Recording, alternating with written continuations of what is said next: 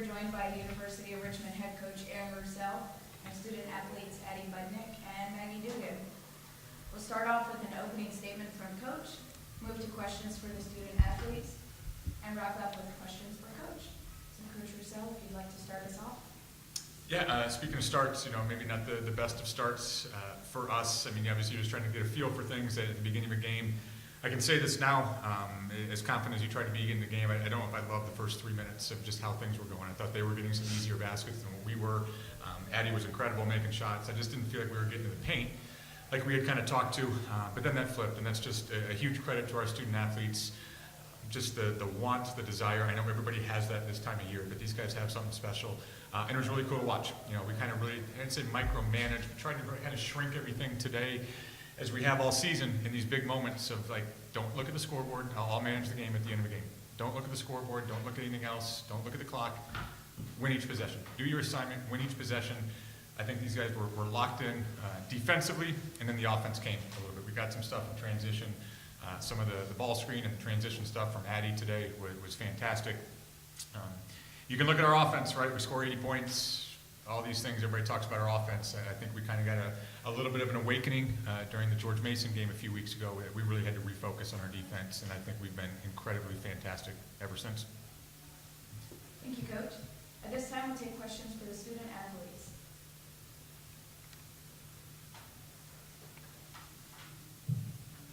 Addie, for you, Dana brings great head talk. Addie, for you, back-to-back games with really strong offensive output for you. You were three short of your career high at 3 threes. Just talk about your performance today and yesterday as well. Yeah, we knew last time we played them, the three was open a ton, especially off ball screens. So we knew that was a point of emphasis today, see how they were playing us, and that worked to our advantage. Grace did a great job distributing. We all shared the ball, it had energy, and the ball found me on the back end a lot, and I was able to knock those down today. Zach Joaquin, Richmond Times Dispatch. At the end, you're down 12-8 with 3:19, I think, to play in that first period. What did Coach tell you during that timeout? You guys went on a run and they never let you go. I mean, it's early. There's still a ton of basketball left, so we knew that we just had to collect ourselves in that timeout, pull it together. I don't really know exactly what you said, probably. Probably can't share it, but we knew we were fine. We're older now. We're more poised, confident in one another. We knew we were going to have it. We just had to bring energy. It was going to be, they're a really good team. They match up really well with us, and we rallied around each other and were able to pull that out. For both of you, talk about what it's like to play with a floor general like Grace, with her court vision, her ball handling. How much easier does it make things for everyone else? I think I said this last year at the press conference, but Grace has jets like no other. It's actually, it's really fun to play with, but it's really insane to watch. I mean, her IQ is through the roof. She knows where people should be, where the ball should be, and she also can take it to the basket whenever she wants. So, I mean, it's really amazing to play with her, and yeah, we're really fortunate to have her. Now, compared to the next, for you, Addie, can you just talk about how you continue to improve your three-point shot over your 4 years at Richmond, and how that's ultimately led to helping you so much in this tournament? And then for you, Maggie, how you watch Addie grow and develop as well? Yeah, I mean, just a lot of time in the gym. Honestly, it's kind of hard with our team to get in the gym. It's so crowded. Just trying to get on the gun, work with coaches, and they've done a great job of developing us and making sure we're able to hit shots within our offense, and that's really paid off just accumulating over these 4 years, and you're seeing it right now. I mean, Addie Budnick is the best role model that anybody could have coming into college. I was a coolest freshman last year, and Addie really took me under her wing and really was very patient with me. I mean, she really is the best. I look up to her a ton. She's always in the gym. Like, I can't say enough good things about Addie Budnick. She's amazing. Thanks, Mike. Chris Powell, Cal Sports Live. Chris is on the wing. Andy went 6 for 9 for 3. Let's talk about how efficient you were today for the 3-point line. Yeah, like I said earlier, a lot of the ball screen stuff, they started hedging a little bit, and we know that we can slip, we can pop off of those. So Grace, like we said earlier, was amazing at finding those shooters, distributing the ball, and I was just on the back end of that, and I was just hot today, and they just kept feeding me. So. Addie and Maggie, these aren't home games.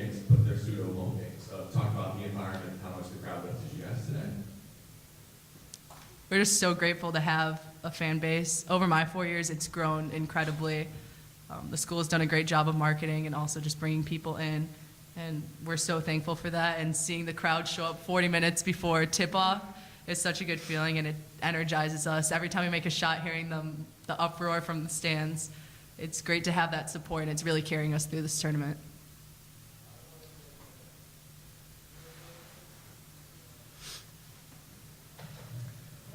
Lane Castellante with CBS 6 here in town for both ladies.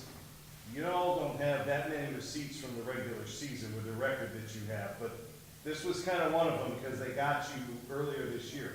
Does that ever enter your mind that, hey, you know, and I know that I think y'all split, but this erase is one of them. Does that ever come in? Do you ever talk about that? You don't even think about that? Or just at least think that, hey, they played really well against us once this year. Let's not let that happen again. I don't think this one erases the loss that we had in the beginning because we learned a lot. You know, we were kind of on a little high. We were 7-0 going into that game, and it taught us a lot. You know, it kind of grounded us a little bit and focused on what we needed to work on. I mean, defense was huge. Being in our gaps was huge. And, I mean, yeah, the next 2 wins felt really good, but I feel like we aren't where we are right now without that loss in the beginning. Thank you, ladies. You may be dismissed. Thank you. Thank you. And we will move to coaches for Coach Russell. Any questions?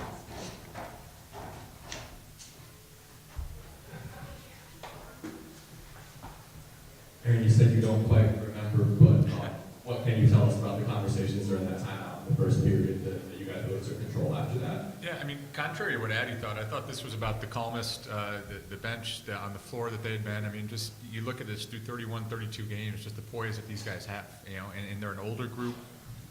It was very tactical, you know, it was very tactical of just, you know, yeah, we were riding Addie a little bit, and she had a hot hand. We had another, I forget who else had the early one, but it felt like we were just okay, you know, and what were they, 6 for 12, I think at the beginning of it. Just didn't feel like our defense was there, you know, so it was very much like, guys, like the shot's going to come.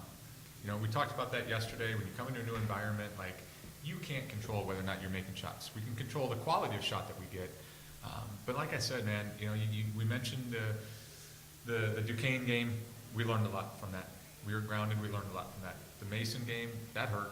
Like, that was painful for us to take, and wasn't a whole lot of sleep. And now you look back and you're like, well, that preparation for Duquesne maybe helped a little bit today because we were so like locked in on that. But it was really just, you know, we got to get back to defense. Like, we can't end our season because we're not playing defense. We've invested too much. We've done everything so well the last 2 weeks. We got to get back to that. And they were almost like, I got you, coach. I got you, coach. And you know, Grace made the steal to kind of, maybe that gave us the lead. I don't think we lost the lead again after that. You can point to a whole bunch of different stuff, but I just thought our kids were out there making plays and feeling comfortable. We've talked about this a lot, but how do you put into words what Grace does for her teammates in terms of making everything else on the floor easier for them with her court vision? Incredibly fun to coach. Like, she's just grown to be kind of an extension of, I say extension of coach, because now you're like, oh, extension of me on the court. I don't know if she maybe would take that as a compliment, but just so poised, you know, and maybe this wasn't her a couple years ago. She got by on quickness. She got by on stuff, and we did some things for her, don't get me wrong. But she's just got control of this. There was a couple times where it was like, either she probably pretended to not hear me, but trying to call something, and it was almost like, whatever she's got, just go with it, guys. Like, whatever she's got, go with it. So I say this a lot, and Grace will be the first to tell you, she benefits a lot from the people around her. And I mean that as a compliment to her. You know, I think our players complement each other very well. We need Grace out there. She needs the type of players we have, kind of keeping everybody honest. But there's a lot of confidence from me, and there's a heck of a lot of confidence from her teammates, just because of the way that she plays and the way that she carries herself. Chris Powell, Couch Coach Live. First things on the win, Coach. What was it next to you play us ball with this win? And also, how does it feel, championship game tomorrow in the backyard? Yeah, I mean, first off, you know, the backyard part is incredible, right? Like, this atmosphere has been great. Our administration, I think VCU, give them a shout out. I think they've combined with the A10 to really make this a great environment. I mean, it's raining out there, and I heard there's people waiting out in the rain to get in the building. Like, that's incredibly cool for where we are. You know, with all due respect, and I hope we get a chance to kind of celebrate with some fans tomorrow, and the fans were great. this is about everything that this team has done since June to really work towards this, and to maybe extend this beyond, to Addie and all these guys. They came to campus during a global pandemic, right? Like, we weren't allowed to do all the things that these guys, that we wanted to do to build this. And these guys that have grinded this thing, they've been incredibly loyal. Maybe not the time to say this, but look across the country, man. Like 6 of our 7 players today, 6 of our 8 players today are homegrown talent. I don't think there's a whole lot of teams out there that have started every single game with homegrown talent and had the success that we have. So the loyalty, the kind of everything that we've been through, I think that would mean a lot. Been fortunate enough to be in this position before, and I know the dates that we won those championships with those groups, and I get text messages every year on those dates because Coach, and when they started having kids, maybe things changed, but Coach, that was the coolest day of my life. Coach, that was the coolest day of my life. Thank you. And those group texts mean a million things. Tomorrow, I hope we get that opportunity. But so going back to your question, probably rambled a little bit. Told them, you're allowed to enjoy this, man. Enjoy the heck out of this right now. Think about how incredible tomorrow would be. But once that game tips, we're locked in and focused on everything that we can do to make that game our success tomorrow. Daniel Green from A10 Talk. Coach, for you, tell me just about the process of building this program. You've been in Richmond for a couple of years now, and to get to the point where this program's at its first A10 playoff appearance since 2009, what has this process been like for you? One, just incredibly grateful. I think that first year, it has been a build, and people are, hey, you've done this before. Yeah, but it's different, right? Like every spot is different. You maybe gain some confidence because you've done it before, but there's still a leap of faith. There's still a blind loyalty. Administration has been everything that we would have asked them to be. So you have that part. Our kids, I thought we recruited the right kids. I knew what I thought we needed with length and athleticism and ability to shoot the basketball. So we thought we knew what we were doing. And then you get punched in the mouth a few times along the way. There's definitely conversations I can think back to now with our staff of like, all right, we got what we wanted, but is this going to be successful? And so we've taken our lumps, and I think that's why this can be a little bit sweeter for us right now, because we've gotten some lumps there. And so for us, again, I know everybody says it's a build, but like, you just got to get the right kids. You got to hire the right staff. You got to get the right kids, get the right group around you, right support system within your university, and now we're all living the fruits of that. What goes into the preparation on another short turnaround, especially as a first game playing? Just what's your process for the next 24-ish hours? Well, I hate to say easier, but like there's a little more direct when you're looking at it. And so again, not to go through the whole process, but kind of started last weekend with looking at the other bracket. Like, who could we see? So let's do some preparation, because if you see them, it's going to be a quick turnaround. So our staff, we did a lot of stuff, and they've continued to do this. My focus maybe Saturday, Sunday, Monday was a little bit on the other side of the bracket, and then you kind of had to dive into the teams that were on your side, almost working backwards. So it hasn't been a lot of sleep, but that's what this time of year is for. Vitamins, not a big caffeine guy, but a lot of vitamins, make sure that staying healthy, and then adrenaline. But our staff has been incredible. It's almost sad when you know how much work they've put into this. And last night you're ripping up scouting reports and threatening to throw it in the fire, and you're like, God, man, we talked about that a lot this week. We thought we had a great plan, and you don't get to use it. So I think for us, obviously, we've played Rhode Island twice, so there's some familiarity there. St. Louis seems like it was a million years ago, but obviously that's a style and a coach that we've known in this area for a while. So I think there is some comfort with what you know, but those teams are vastly different than probably most of the teams that were on our side of the bracket. And so I think we identified that early of like the teams on the other side of the bracket play maybe a little bit different style. So we might have to do some things differently, and we'll see what happens out there. But I like the structure of what we have with our staff already in place for those two teams. Going back to early in the season, how much did you drink to help set you up for this? Because you've given experience, the back. Mel, people in the underbelly that talk a lot, we're starting to say, but, drinks a known commodity in the world. Mel, you and I have been doing this for a long time, and me even saying that and putting in myself in your category, it's been a really, really long time, but I think you can identify a couple things with the Drake tournament. Scheduling's been really hard. We came into this and we put more time into scheduling than I can even imagine anybody else is doing humanly possible. You didn't find a lot of teams out there that were willing to dance. Drake was like, hey, let's put together this tournament. Let's go find some teams that maybe can win their league. We're all going to struggle scheduling. And so you look at that tournament and you're like, all right, we're gonna go up there, we're gonna play 3 games in 3 days. And if this goes well, we're gonna play 3 games in 3 days here in Henrico in March. So everything that we did with that tournament was mimicked, was everything that would be the experience here. With recovery, with how we went into it, with the days off leading up to that, we treated that Friday, Saturday, Sunday as this is preparation for this tournament. You know, and a lot of other things that we did throughout the year, but the quality of opponents, right? Maine won their league, got them. You know, you got to play Drake.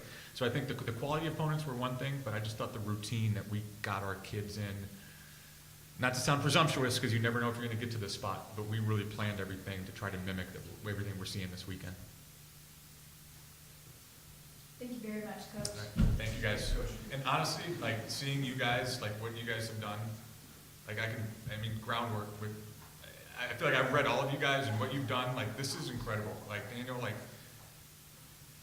this wasn't happening a long time ago, man. And you got cameras here, like what you guys are doing, some of you guys are almost on the groundbreaking of this here. Awesome. Appreciate what you guys are doing. Thank you. It's an awesome time for women's basketball, but you guys were a huge part of this. Get to that legend status maybe at some point. Okay. Thank you, guys.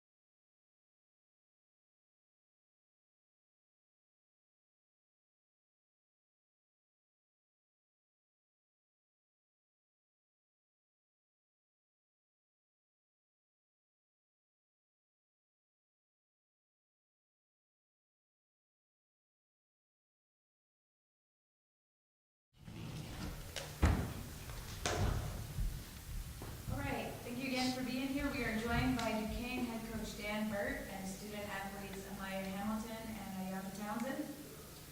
We'll start off with an opening statement from Coach, move to questions for our student athletes, and wrap up with questions for Coach. So, Coach Burt, would you please start us off? I'd like to say a big thank you, and I'm incredibly proud of our seniors and our whole entire team. Today, we played with great energy and fight and spirit and grit. We've talked about spirit and grit in our locker room for a long time this year. And this senior class, Amaya Hamilton, Ayana Townsend, Precious Johnson, and Lauren Wasselson have really reestablished us as one of the better programs in the Atlantic 10 where we had been. And they did that. And I'm not sad today by any stretch. We lost to a very well-coached, very good basketball team, and we were playing our third game in 3 days.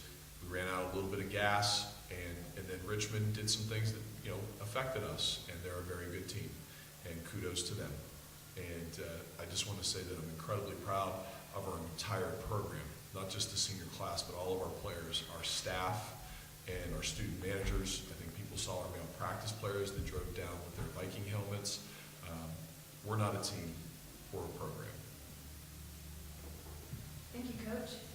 At this time, we will take questions for the student athletes.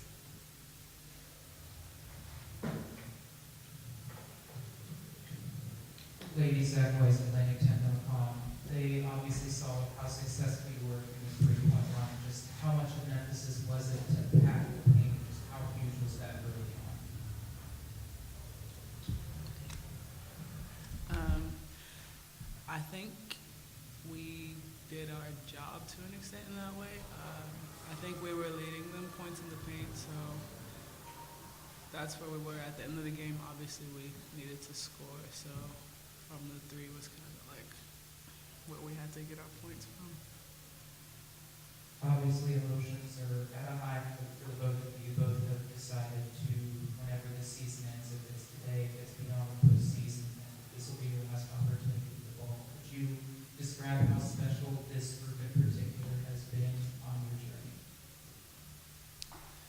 I think they always say that we're good basketball players, but we're even better people.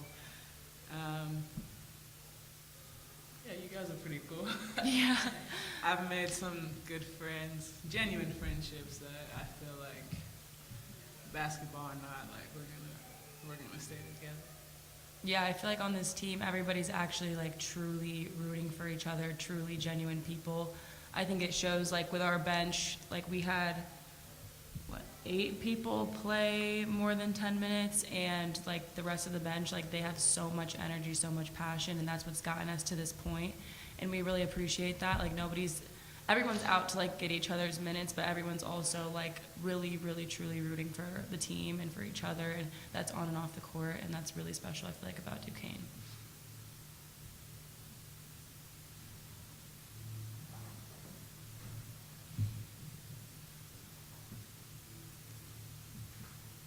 Now we're covering the next, can you both just talk about either a moment you're most proud of or where you've seen most growth this season for the team? I think a lot of our success this year was like partially because of how old we are and how much we're just like a veteran group. We have 2 sixth years, like 2 fifth years, and 3 fourth years or something like that. And I think that our ability to stay calm and collected, like for example with the George Mason game yesterday, like George Mason had multiple chances to win that game, and we continued to get stops and continued to stay calm, and I think that really helped us. And in the past few years, we probably wouldn't have done that, so I think that's where we really grew. Yeah, I think also like us being connected kind of off the court helps us with the on-court stuff. 'Cause, I mean, for example, like me and PJ, I know if PJ can do something better than me, like I want her to go out there and do it. Or if I'm just struggling in game, like I want her, seeing her honestly gives me confidence when I go back in. So it's like I think we've gone past the point of like it's us against us, and it's like it's us collectively against other people. Maya, when we talk about the standard of this team, it's not just the 20 wins this season and that expectation. It's also playing a D3 gym while we're waiting for this new arena that got built as the group of Fieldhouse. Just what do you think the legacy you in particular being here this whole time is, and what do you hope that it will be for this future program? Yeah, I think just Duquesne being a family has always just been a very big part of this program. We have people from all across the world, and when you come to Duquesne, you're joining a second family, and I feel like that really showed throughout my time here, because like my freshman year, for example, like you said, we didn't have a gym, like, and then we went into COVID, and then the second year we had COVID, and I mean, we couldn't even stay away from each other. We gave each other all COVID and stuff at one point. Like, we are a family, and like, I think that that's, no matter where you put us and what situation you put us in, we really stuck together, and I think that that's what I would want everyone to feel like in the years coming up, that we just are all working together towards a common goal, and we all want the best for each other, like in the classroom and on the court. Thank you, ladies. You may be dismissed. Thank you, Ben. Thank you. You guys are gonna go back with trainings. Okay, sounds good. Thank you. Appreciate it. And now we'll move to questions for Coach. All right, I got Mel. The guru's gonna ask me something. All right. Well, one, I think, and at the end of the road, it may be the end of the NCAA game for that. You know, I mean, there's a little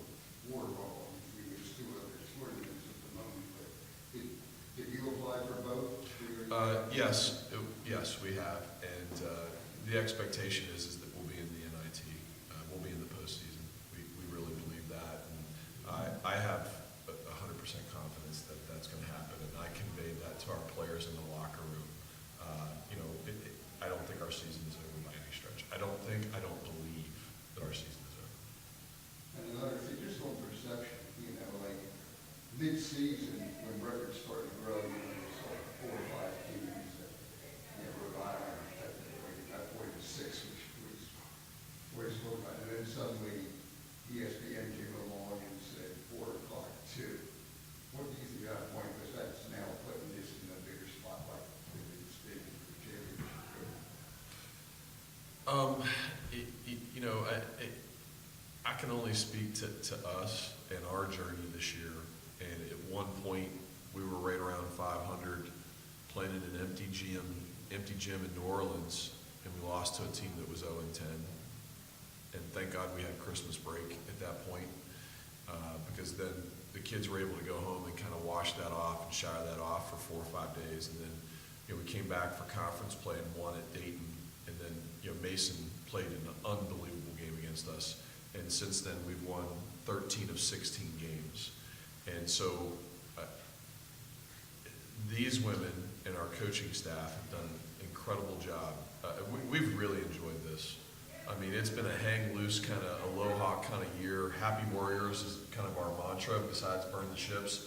All year long, we've talked about being happy Warriors. And I wouldn't want to have, this is probably my most enjoyable year in my coaching career. We won 28 games there, went to the second round of the NCAA tournament in 2016. That was fantastic. We've had a lot of 20-win seasons.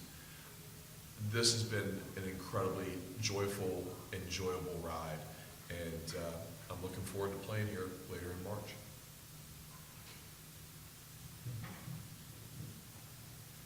Dan Zach, VoiceAtlantic10.com.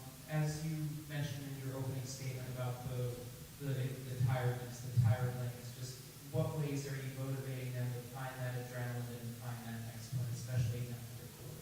Well, we ate well last night, and I sent them home with 2 bottles of water and 2 bananas and talked to them, let's not get cramped up.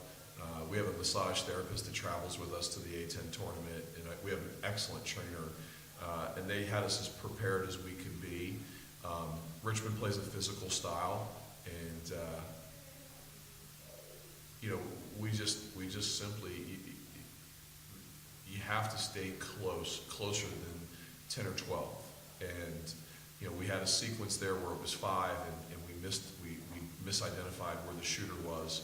And, if they miss that shot and we go down and get another bucket, then it's a 3-point game late in the second quarter. That didn't happen. But it could have. And you find another shot of adrenaline at that point.